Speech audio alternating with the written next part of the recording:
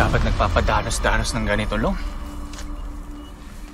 Di lahat ng nakaputing van, kalaban mo na. Tol, kumalma ka nga. Kumalma? Paano kakalma kung pinapatay ng ibang atubaw? Tol, pinatay nila si Ma'am Tonet. Si Elsie. Kung hindi pa dahil sa ubdaw, malamang patay na rin siya. Sige, magpadala ka sa emosyon mo na ganyan, Long. Ano na sunod ang mangyayari? Ha? Baka sunod niyan, ikaw na yung mapuruan nila.